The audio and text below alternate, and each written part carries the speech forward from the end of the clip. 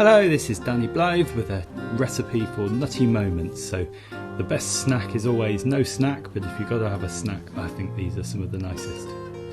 Please pause and read this. Remember, this is for Chinese medicine practitioners and students only. So the recipe couldn't be easier. You need 1.5 cups of nuts and seeds, 1 cup of dried fruit.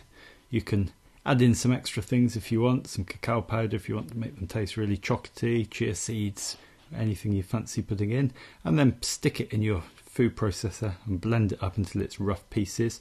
If, depending on how dry your fruit is, you may need to add a little binder, so some honey, some maple syrup or some coconut oil, or you may not need anything. Usually put in about a tablespoon, and then shape these into little bite-sized balls. If you keep your hand wet or put a plastic bag over your hand, they're a lot easier to shape, otherwise you end up with a sticky mess, and this is what they end up looking like.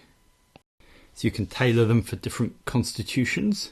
So for qi deficiency I use equal parts of almonds, hazelnuts and sunflower seeds, and equal parts of cherries, dates, figs or raisins, or any mix of the above. If you want to make them more yang deficient constitution, just add in some warming spices, so about half a teaspoon of cinnamon, fennel seeds, ginger. For blood deficiency I use equal parts almonds, Brazil nuts, sunflower seeds. For the dried fruit, half apricots, they're such great blood tonics, and quarter raisins and goji berries or mulberries or cherries or whatever you have. For yin deficiency, you can almonds are great. Often use a mix of pine nuts, Brazil nuts, walnuts, sesame seeds, all of the above or any that you have.